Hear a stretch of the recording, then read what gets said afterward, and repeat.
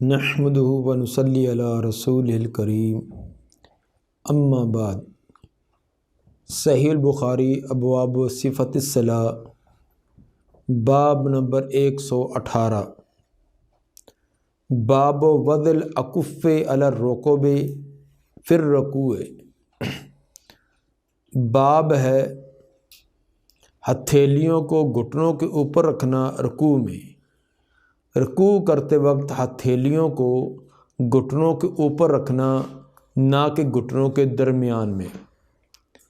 امام بخاری رحمہ اللہ اس باب سے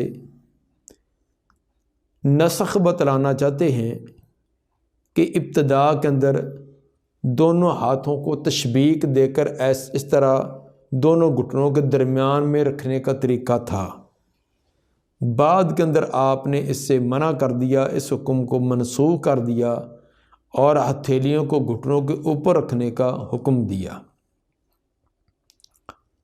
وقال ابو حمید فی اصحابہ امکن النبی صلی اللہ علیہ وسلم یدیہ من رکبتیہ۔ حضرت ابو حمید ساعدی رضی اللہ تعالیٰ عنہ انہوں نے اپنے شاگردوں یا اپنے ساتھیوں کے اندر جو نماز پڑھی تھی اس میں بتلایا کہ امکن النبی صلی اللہ علیہ وسلم یدیہ من رکبتیہ، نبی صلی اللہ علیہ وسلم نے اپنے دونوں ہاتھوں کو اپنے گھٹنوں کے اوپر رکھا۔ امکنا بڑی مضبوطی کے ساتھ ہاتھوں کو گھٹنوں کے اوپر رکھا۔ یہ روایت متصل سند کے ساتھ باب و سنت الجلوس فی التشہد حدیث نمبر 828 کے تحت آگے آئے گی، جس میں یہ پوری روایت آئے گی۔ تو ثابت سے یہ کیا کہ رکوع کے اندر آپ نے دونوں ہاتھوں کو گھٹنوں کے اوپر رکھا ہے۔ حدیث نمبر 790 قال حدثنا ابو الولید قال حدثنا شعبۃ عن ابی یعفور قال سمعت مصعب بن سعد قال صلیت علی جنب ابی فطبقت بین کفی ثم وضعتهما بین فخذی فنہانی ابی وقال كنا نفعله فنہینا عنہ وامرنا ان نضع ایدینا علی الرکب۔ مصعب بن سعد فرماتے ہیں صلیت علی جنب ابی، میں نے اپنے باپ کے اپنے والد سعد رضی اللہ عنہ کے پہلو میں نماز پڑھی۔ فطبقت بین کفیہ، میں نے اپنے دونوں ہاتھوں میں تطبیق دی، تشبیک دی، انگلیوں میں انگلیاں ڈالی۔ ثم وضعتما بین فخذی، پھر میں نے ان کو رانوں کے درمیان رکھ لیا۔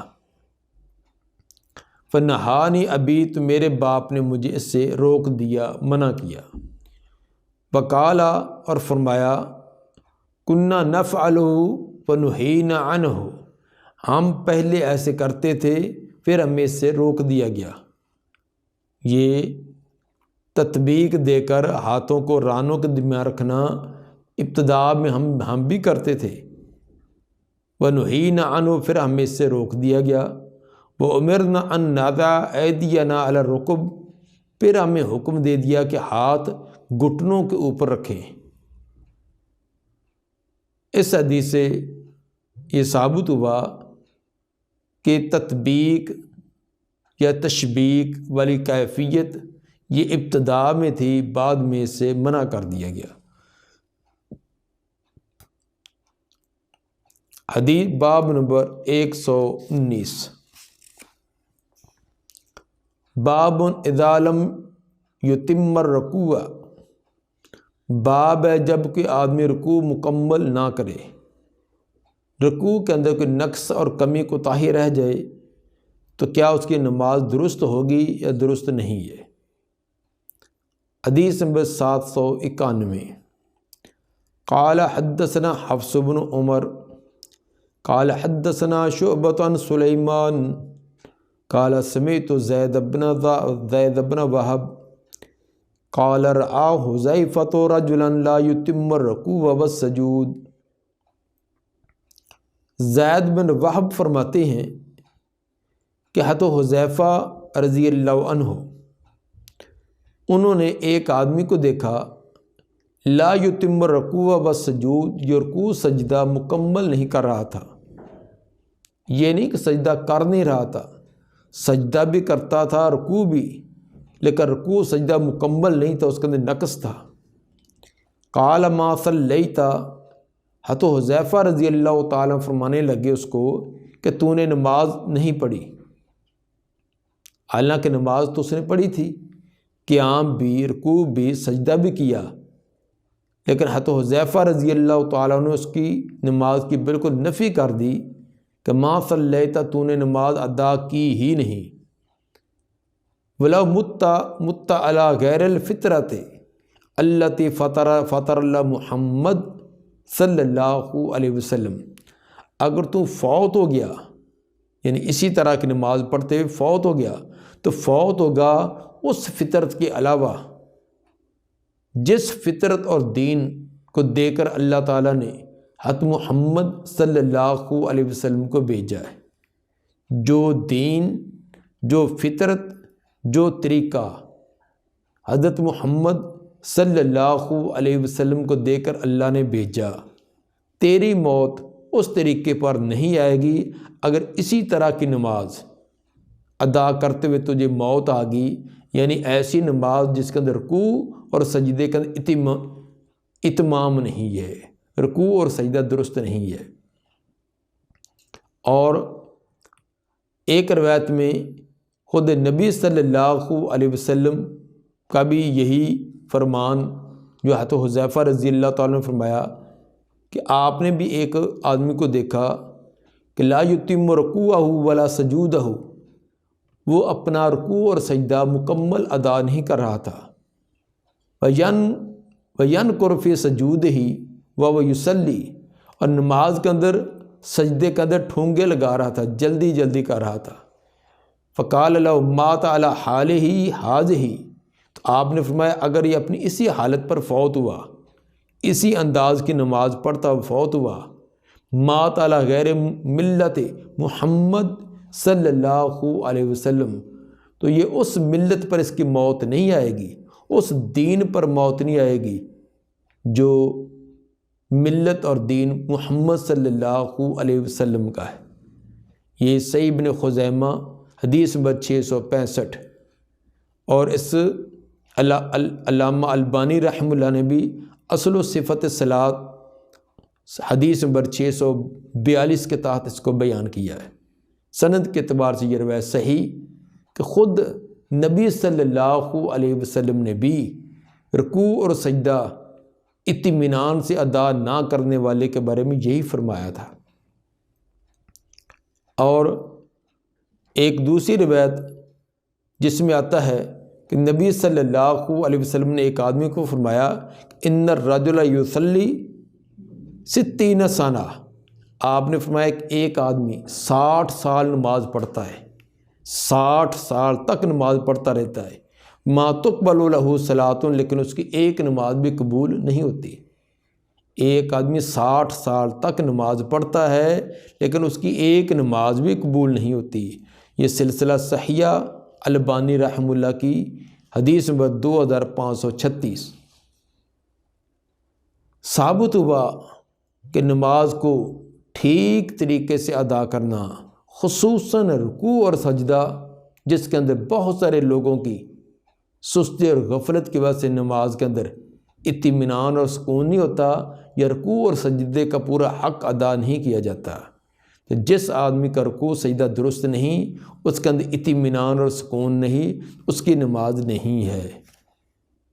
یہ ہر نمازی آدمی کو یہ روایت اپنے سامنے رکھنی چاہیے، اور مزید جو خود نبی صلی اللہ علیہ وسلم کی مرفوع دو روایتیں بھی ساتھ بیان کر دی ہیں، ان کو بھی مد نظر رکھا جائے کہ یہ نہ ہو کہ زندگی بھر کی نمازیں نبوی طریقے کے خلاف پڑھنے کی وجہ سے ضائع ہوتی رہیں۔ ہر امتحان کے اندر شریک ہونے والا پاس نہیں ہو جاتا، امتحان بہت لوگ دیتے ہیں، بہت سارے اسٹوڈنٹ حضرات وہ امتحان کے اندر شریک ہوتے ہیں، لیکن بعض کو اگر 100% نمبر ہے، 100 میں سے 98% بھی نمبر ملتے ہیں، بعض 90% بھی لینے والے خوش نصیب ہوتے ہیں، بعض کو 70%، بعض 50، اور کچھ وہ ہوتے ہیں جو بمشکل 33 سے لے کر پاس ہی ہوئے، اور بعض ایسے بد نصیب بھی رہتے ہیں جنہوں نے امتحان کی فیس بھی دی، سال بھر محنت بھی کی، سارا کچھ کیا، لیکن ان کو 33 کے بجائے کوئی نمبر بھی نہیں، کس کو 5، کس کو 7، کوئی 4 میں فیل، کوئی 5 میں، کوئی 7 میں، کوئی تمام میں فیل، حالانکہ امتحان انہوں نے دیا ہوتا ہے، داخلہ فیس بھی دی، امتحان بھی دیا، سب کچھ دیا، لیکن ممتحن کی مرضی کے مطابق نہیں لکھا، جو مطلوب اور مقصود تھا وہ نہیں لکھا۔ جنہوں نے 100% نمبر لیے وہ بھی وہی پیپر حل کرتے ہیں، جنہوں نے 50% لیے انہوں نے بھی وہی حل کیا، جو 33% لے کر بمشکل پاس ہوئے انہوں نے بھی وہی حل کیا، جو تمام میں 0 ہی 0 یا 2 2 4 4 7 7 نمبر لے کر فیل اور ناکام ہوئے انہوں نے بھی وہی حل کیا، جنہوں نے عین سوال کے مطابق، جو سوال تھا، جو کویسچن پیپر تھا اس کے مطابق حل کیا، انہوں نے بہترین نمبر لیے۔ جنہوں نے اپنی مرضی سے شیٹوں پر شیٹیں کالی کرتا رہا اور بڑے دعوے کرتا رہا کہ میں اتنے نمبر ماروں گا، اتنے نمبر حاصل کروں گا، لیکن اس کو 0 کے علاوہ کچھ بھی نہیں۔ اسی طرح نماز بھی کہ اگر عین اسوہ رسول صلاۃ النبی صلاۃ الرسول کے مطابق ہی یہ تو پورے کے پورے نمبر، اگر تھوڑی سی کمی ہوئی تو اس کے اندر اتنے نمبر کم کرتے کرتے بعض وہ بھی ہوں گے جو مشکل پاس ہوں گے، اور بعض کی نماز ایسی ہوگی جو ان کے منہ پر ماری جائے گی، جو کانوں سے اوپر تک بھی تجاوز نہ کرے گی۔ اس لیے نماز کو ٹھیک طریقے سے ادا کرنا بہت لازمی ہے، اور ہر ایک کو اپنی نماز پر نظر ثانی کرنی چاہیے۔ باب نمبر 120، باب استواء الظہر فی الرکوع، باب ہے اپنی کمر کو رکوع کے اندر بالکل برابر کرنا، سیدھا کرنا۔ سیدھا کرنے سے مراد کہ کمر اور جو گردن سر ہے یہ برابر ہونا چاہیے، اونچا یا نیچے نہیں ہونا چاہیے، بالکل برابر ہموار ہونا چاہیے۔ وقال ابو حمید فی اصحابہ، ابو حمید ساعدی رضی اللہ تعالیٰ عنہ نے اپنے شاگردوں کو فرمایا، بیان کیا کہ رکع النبی صلی اللہ علیہ وسلم ثم حاصر ظہرہ، نبی صلی اللہ علیہ وسلم نے رکوع کیا پھر اپنی کمر کو برابر کیا۔ تو برابر کو کرنے سے بالکل، حتیٰ کہ اگر اس کے اوپر بھرا ہوا کہ برتن پانی کا رکھیں تو گرنے نہ پائے، اتنا بالکل ہموار اور سیدھا ہونا چاہیے۔ ابو حمید ساعدی رضی اللہ تعالیٰ عنہ کی روایت کا ابھی حوالہ دیا، حدیث نمبر 828 کے اندر آگے آ رہی ہے، تفصیلی روایت ان کی بیان ہوگی۔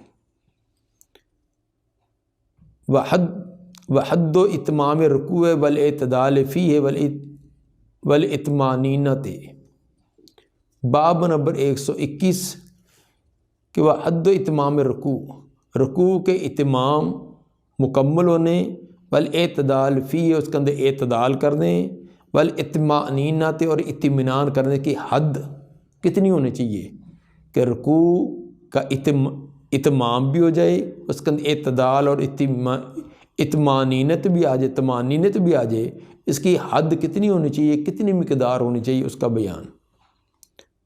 حدیث نمبر 792، حدثنا بدر بن المحبر قال حدثنا شعبۃ قال اخبرني الحكم عن ابن ابی لیلى عن البراء قال كان ركوع النبي صلی اللہ علیہ وسلم وسجوده وبين سجدتين وإذا رفع من الركوع ما خلا القيام والقعود قریب من السواء۔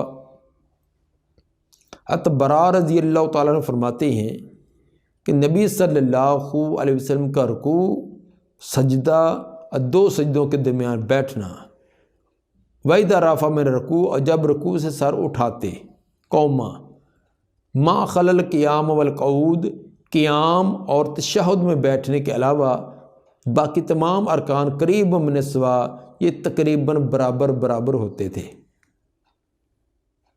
رکوع بھی، رکوع کے بعد کھڑا ہونا قوما، پھر اس کے بعد سجدہ، 2 سجدوں کے درمیان، یہ تمام کے تمام ارکان تقریباً برابر ہوتے۔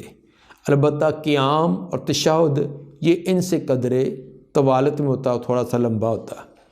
اب اندازہ کریں کہ رکوع سجدہ میں کتنی دیر ہوتی ہے، اور رکوع سے کھڑے ہونا اور 2 سجدوں کے درمیان بیٹھنا، یہ بہت سارے لوگوں کے اندر کتنی غفلت ہے۔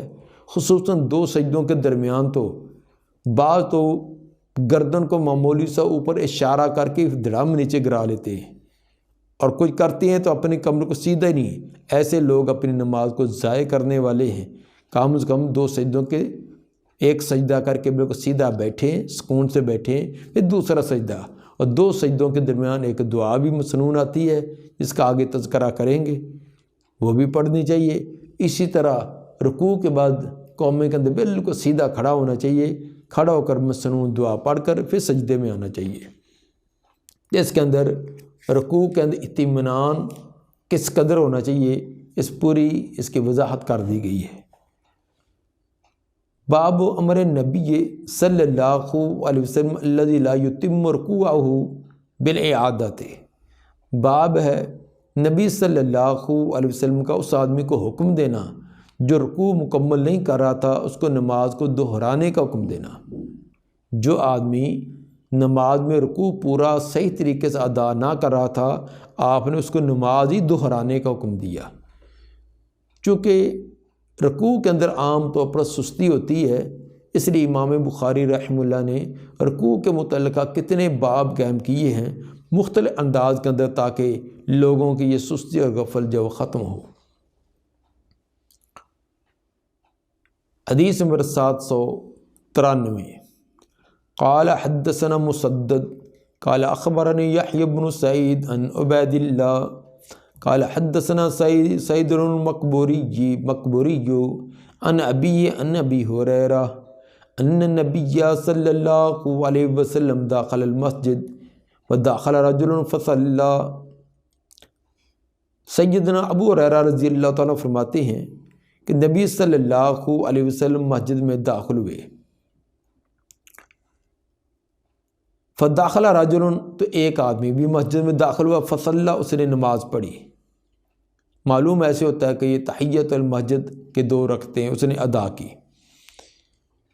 مصنف ابن ابی شیبہ جلد 1 صفحہ 287 پر بذات ہے کہ وہ یہ نماز پڑھنے والا آدمی جو ہے وہ اپنے رکوع اور سجدے کے اندر تخفیف کر رہا تھا، اس کو مکمل ادا نہیں کر رہا تھا، یہ اسی کے متعلق ہے، اور یہ روایت مسیء الصلاۃ کے نام سے مشہور ہے۔ ثم جاء، پھر وہ آیا، فسلم علی النبی صلی اللہ علیہ وسلم، تو اس نے نبی صلی اللہ علیہ وسلم کو سلام کہا، 2 رکعتیں ادا کی، تو آپ کے جہاں آپ تشریف فرماتے قریب آیا اور سلام کہا۔ آپ نے فرد نبی صلی اللہ علیہ وسلم علیہ السلام، آپ نے اس پر سلام کا جواب لوٹایا، فقال، فرمایا کہ ارجع، واپس لوٹ، فصلی، پس نماز پڑھ، فإنک لم تصلی، یقیناً تو نے نماز ادا نہیں کی۔ حالانکہ بظاہر نماز اس نے ادا کی ہے، قیام بھی ہے، رکوع بھی ہے، سجدہ بھی ہے، تشہد بھی ہے، سب کچھ ہے، لیکن آپ کیا فرماتے ہیں؟ فإنک لم تصلی، تو نے نماز ادا نہیں کی۔ ثابت ہوا جو صلاۃ نبوی منہج کے مطابق نہیں، وہ لا صلاۃ، اس نماز کا پڑھنا اور نہ پڑھنا برابر ہے۔ جو اسوہ رسول صلو کما رأیتمونی اصلی کے مطابق نہیں، تو وہ نماز نہیں ہے۔ آپ نے اس کی نماز کو بالکل ریجیکٹ کر دیا، فرمایا کہ ارجع فصلی فإنک لم تصلی، واپس لوٹ، نماز پڑھ، تو نے نماز ادا نہیں کی۔ فصلی، پس اس نے نماز پڑھی، وہ جا کر انہیں دوسرے دوبارہ دہرا کر نماز پڑھی ہے۔ ثم جاء، پھر آیا، فسلم علی النبی صلی اللہ علیہ وسلم، پھر نبی صلی اللہ علیہ وسلم کو سلام کہا، فقال، آپ نے فرمایا ارجع فصلی فإنک لم تصلی، واپس لوٹ، نماز ادا کر، تو نے نماز ادا نہیں کی۔ ثلاثاً، یہ 3 مرتبہ آپ نے دہرا کر اس کو کہا۔ اب غور کیجئے کہ جب پہلی مرتبہ آپ نے اس کو کہہ دیا کہ تو نے نماز ادا نہیں کی، وہ دوبارہ جا کر اس نے نماز پڑھی، یہ تیسری مرتبہ، تو یقیناً اب وہ پہلی کے بنسبت زیادہ بہتر انداز سے نماز ادا کرتا ہوگا۔ جو اس نے جس طرح پہلی مرتبہ پڑھی تھی، دوسری اس سے بہتر، تیسری پھر اس سے بھی زیادہ بہتر ہوگی، کیونکہ 2 بار آپ نے ٹوک دیا ہے، 2 بار آپ نے دوبارہ اس کو نماز پڑھنے کا حکم دیا ہے، لیکن اس کے باوجود آپ نے 3 مرتبہ یہی فرمایا۔ فقال، جب تیسری مرتبہ بھی آپ نے اس کی نماز کو ریجیکٹ کر دیا، پھر اس نے عرض کی والذی بعثک بالحق، اس ذات کی قسم جس نے آپ کو حق دے کر بھیجا، فما احسن غیرہ، میں اس سے زیادہ اچھی نہیں کر سکتا، مجھے اس سے زیادہ اچھی نماز پڑھنی نہیں آتی، بس مجھے اسی طرح کی آتی تھی، فعلمنی، آپ مجھے سکھلائیے، مجھے نماز سکھلا دیجیے۔ تو پہلی مرتبہ آپ نے اس کی غلطی نہیں بتلائی، صرف یہ کہہ دیا کہ نماز دوبارہ دہرا، تو نے نماز ادا نہیں کی۔ دوسری مرتبہ بھی غلطی نہیں بتلائی، تیسری مرتبہ بھی غلطی نہیں بتلائی۔ جب اس نے تیسری مرتبہ خود التجا کی کہ میری اصلاح کر دیجئے، مجھے نماز سکھلائیے، تب آپ نے بتلائی۔ تو ثابت ہوا کہ جب خود دل کے اندر یہ داعیہ پیدا نہ ہو، یہ تمنا، آرزو، ذوق و شوق پیدا نہ ہو کہ میری اصلاح ہونی چاہیے، اس وقت تک اصلاح کا فائدہ نہیں ہوتا۔ جب دل کے اندر اس کے ارمان، خواہش اور یہ تمنا پیدا ہوئی کہ میری اصلاح ہو، تو تب آپ نے اصلاح فرمائی۔ قالا، فرمایا اذا قمت الی الصلاۃ فکبر، جب تو نماز کے لیے کھڑا ہو تو تکبیر کہے، ثم اقرأ ما تیسر معک من القرآن، پھر جو آسان تجھے قرآن لگتا ہے اس کو تلاوت کر۔ اور بعض روایات میں آسان کی وضاحت بھی ہے کہ سورہ فاتحہ، یہ بعض روایات میں اس کی وضاحت ہے۔ ثم ارکع حتی تطمئن راکعا، پھر رکوع کر یہاں تک کہ مطمئن ہو جائے تو رکوع کرنے والا، رکوع بالکل اطمینان کے ساتھ رکوع۔ ثم ارفع حتی تعتدل قائما، پھر سر اٹھا، رکوع سے سر اٹھا قومے میں حتیٰ کہ سیدھا ہو جائے تو کھڑا ہونے والا۔ ثم اسجد حتی تطمئن ساجدا، پھر سجدہ کر حتیٰ کہ مطمئن ہو جائے تو سجدہ کرنے والا۔ ثم ارفع، پھر سجدے سے سر اٹھا، حتیٰ تطمئن جالسا، یہاں تک کہ اطمینان سے کے ساتھ سیدھا بیٹھنے والا ہو، یعنی 2 سجدوں کے درمیان جو بیٹھنا وہ مراد۔ ثم اسجد، پھر سجدہ کر، دوسرا سجدہ، حتیٰ تطمئن ساجدا، یہاں تک بالکل تو مطمئن ہو جائے سجدہ کرنے والا۔ ثم افعل ذلک فی صلاتک کلھا، پھر کر تو یہ اپنی تمام نماز میں، پھر اپنی تمام نماز میں ایسے ہی کر۔ اس کے اندر بنیادی جو اس کی غلطی بیان کی ہے وہ اطمینان نہ تھا۔ صاف ظاہر ہے کہ آپ نے کہا کہ فکبر، تکبیر کیا ہے، تکبیر تو اس نے کہی ہوگی اور قرات بھی اس نے کی ہوگی، تو یہ ظاہری طور پر جو چیز نظر آئی ہے، کیونکہ قرات کا تعلق تو آہستہ زبان کے دل کے اندر ادا کرنی ہے، یہ 2 سنتے ہوئے جو ادا کی جا رہی تھی، تو رکوع سجدے کے اندر اطمینان نہیں تھا۔ رکوع کیا ضرور ہے لیکن اطمینان والا نہ تھا، سجدہ کیا ضرور ہے لیکن اطمینان والا نہ تھا۔ بس اوقات جب انسان کو ایک عادت ہوتی ہے، وہ غلطی ایک اس کے رچ بس جاتی جسم کے اندر، اس کو احساس ہی نہیں رہتا۔ جس طرح کہ ہمارے بہت سارے نمازیوں کی، بعض کے رکوع کی، بعض کے سجدے کی، بعض سے امام سے پہل کرنے میں، بعض کا امام کے ساتھ ساتھ چلنے میں یہ عادت بنی ہوتی ہے۔ ان کو کتنا بھی کہتے رہے، وہ ان کی عادت اسی طرح بعض کو پاؤں نہ ملانے کی عادت ہے، ان کو کہتے بھی رہیں تو وہیں اٹھا کر وہیں رکھ لیں گے، لیکن ساتھ ہی نہیں ملائیں گے، جب ملائیں گے تو سیدھا نہیں ملائیں گے، ان کے پاؤں جو ٹیڑھے کے ٹیڑھے رہتے ہیں، تو یہ ایک عادت بنی ہوتی ہے۔ وہ اپنے سمجھتے کہ ہم ٹھیک ہیں، حالانکہ ٹھیک نہیں ہوتے، کیونکہ کبھی کسی کو چیک کروایا ہی نہیں۔ تو یہ اس حدیث کے اندر آپ نے بنیادی طور پر خامی جو اس کی بیان کی، وہ رکوع سجدے کے اندر اطمینان نہ تھا، اور اطمینان نہ ہونے کی وجہ سے آپ نے پوری نماز کو ریجیکٹ کر دیا۔ فرمایا کہ ارجع فصلی فإنک لم تصلی، نماز دوبارہ ادا کرو، تم نے نماز ادا نہیں کی۔ تو ثابت ہوا کہ رکوع سجدے کے اندر اطمینان لازمی ہے۔ جو رکوع سجدہ کرے لیکن اطمینان والا رکوع سجدہ نہیں کرتا، اس کی نماز نہیں ہے، اور یہ اطمینان کرنا یہ لازمی اور ضروری ہے۔ وہ لوگ جو کہتے ہیں کہ رکوع کا معنی صرف جھکنا، سجدے کا معنی صرف پیشانی زمین پر رکھنا، بس جھکاؤ کر لیں رکوع ہو جائے گا، پیشانی زمین پر رکھ لیں سجدہ ہو جائے گا، تو جو اس کا لغوی معنی نکال کر اتنا ہی بیان کر کے اور یہ فتوے فرماتے ہیں کہ اس سے اطمینان کرنا کوئی ضروری نہیں ہے، صرف کمر کو جھکا لیں رکوع ہو جائے گا، پیشانی کو زمین پر رکھ لیں سجدہ ہو جائے گا تو فرض ادا ہو گیا۔ تو ان کو اپنے ان فتووں پر نظر ثانی کرنی چاہیے۔